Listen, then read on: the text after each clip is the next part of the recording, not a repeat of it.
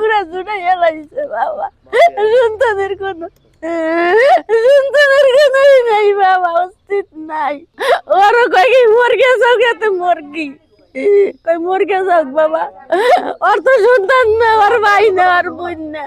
আমার পোলাটারে পিটাই, আমার পোলাটারে মনে করো পাওয়াইতে বাতা পর্যন্ত এই জায়গা গেছে। ওই সুমনের বান্ধব মায়ে মানতে হবে বাবা, ওই কইতেরি না আমি বাবা। আমি তো কথা কইতে না, আমি তো কথা কইতেরি না বাবা। 50 লাখ গেছে যে বাবা টাহা। ও 15 দিনের কথা কইও নেছে বাবা। এনে আজকে 9টা মাস ধরে বাবা ও বেশ গেলাইছে বাবা। রাতে বেশ গে বাবা ঘিরা ঘুরা জুড়ে এলাইছে বাবা। সন্তানের কোনো নাই বাবা, অস্তিত্ব নাই। সন্তানের কোনো অস্তিত্ব নাই। ওই সোনার ভাইটাও বাবা এই অবস্থা বাবা। ও করছে, ও কোনো ফোন দেয় না, ও কোনো খবর দেয় না। ওরও কয় কি মুরগি চৌকাতে মুরগি, কই মুরগি যাক বাবা। ওর তো সন্তান না, ওর ভাই না, ওর বোন না, আর কিছু না। মুরগি গেলে আর কি হবে? মাথা পর্যন্ত এমনি মুখ বান্ধা বাবা। চিকুটা দে তার না বাবা, কেমন কইরা বান্ধা বাইন্দা আমার পোলাটারে পিটাই, আমার পোলাটারে মনে করো পাওয়াইতে মাথা পর্যন্ত এই জায়গা। কোনো জায়গা নাই যে সরছড়া তুমি তুই ভাই, সরছড়া তোমার মতো নিস্তির জায়গা নাই বাবা। এত বিধান পিটাইছে, আর আগে এত পায়ে হাতে ধরছি, তোকে পায়ে ধরি হাতে ধরি দে আমার বাবার একটু সারাই এটা দে। আজকে 2 লাখ দেন, আপনি রেট সারাই এটা দিন। আজকে 4 লাখ দেন, সারাই এটা দিন। আজ 5 লাখ দেন, সারাই এটা দিন। এরকম করতে করতে করতে করতে বাবা আমার টাকা 40-50 লাখ নেওয়া শেষ।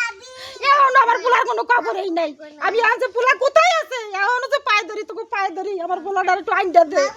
আমার পোলাটা আমার বুঝে দে, আমি তোমার বাবা কই একটা ডাক দেই, ও কয় না আমারে। ওই আউয়াল শেখ কয়েকজন লোক মাফিয়ারা আতেয়ারা বেশি চালাইছে। 22 লক্ষ টাকা কন্ট্রাক্ট ছিল, এরপরে 22 লক্ষ টাকা নিয়া এখন এই মাফিয়ার দ্বারা এরা আবার 25 লাখ নিছে। প্রথম 22 লাখ, পরে মাফিয়ার কাছে 25 লাখ, আর এক্সট্রা গেম দিতে 2 লাখ 1 লাখ এরকম করে নিয়ে কোনো গেম দেয় না। 50 লক্ষ টাকার উপরে নিয়ে গেছে। এখন আমরা যে ঋণ কিভাবে দেব, ঠিক আছে, এই স্থানে আমাদের এখন নাই। আমরা এখন দাঁড়ে দাঁড়ে ঘুরি এলাকায়, মানুষের টাকার জ্বালায়, ঠিক আছে, পলাই চলি। কিভাবে আর টাকা কার কাছ থেকে আনবো, কার কাছ থেকে দিব।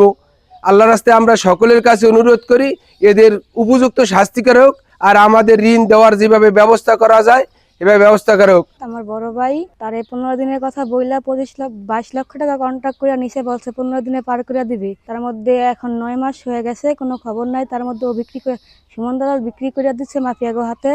তারা অনেক 25 লক্ষ টাকা নিছে, মোটমাট আমাদের 53 লাখ টাকার মতো গেছে। তো এখন ও কোনো ফোন ধরে না, নাম্বার সবার ব্লক মারে রাখছে। আর যারা লিবিয়া আছে তাদের কোনো, আমার বাড়ির কোনো খোঁজ খবর নাই। আমরা এর একটা উপযুক্ত বিচার চাই। আপনারা সবাই এর একটু বিচার করে দেন, সুমনদের একটু তদন্ত করে বের করে দেন। আর কোনো খোঁজ খবর নাই। আপনাদের কোনো সুনির্দিষ্ট অভিযোগ কিংবা সুনির্দিষ্ট কোনো তথ্য প্রমাণ থাকলে আমরা সাথে সাথে সেটার আইনগত ব্যবস্থা নিচ্ছি।